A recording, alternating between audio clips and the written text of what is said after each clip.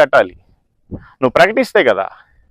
ఎవడైతే ఎక్కువ కానుకలు ఇస్తాడో వాడినే ప్రేమిస్తావు, ఎవడైతే మంచి భోజనాలు ఇస్తే వాళ్ళనే ప్రేమిస్తావు, ఎవరైతే గవర్నమెంట్ జాబులు వ్యాపారస్తులు వాళ్ళనే ప్రేమిస్తావు, ఎవరైతే నీకు మర్యాదలు ఇస్తే వాళ్ళనే ప్రేమిస్తావు, ఎవడైతే నీకు ఆపోజిట్గా ఉంటాడో వాడిని ప్రేమించు, ఎవడైతే కానుక సరిగ్గా ఎవడో వాడిని ప్రేమించు, ఎవడైతే సరైన భోజనాలు పెట్టడో వాడిని ప్రేమించు.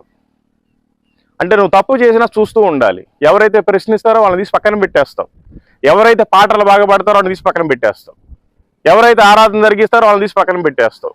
నువ్వే మంచి పాటలు పాడాలి, నువ్వే మంచి ఆరాధన చేయాలి, నువ్వే వాక్యాన్ని చెప్పాలి, నువ్వు చెప్పిందే గొప్ప.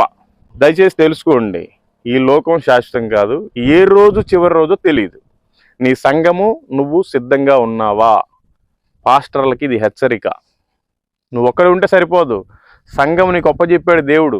సంఘాన్ని నువ్వు ఏ విధంగా చూసుకోవాలి, సంఘాన్ని ఏ విధంగా నువ్వు కట్టుకోవాలి. వధువు సంఘం,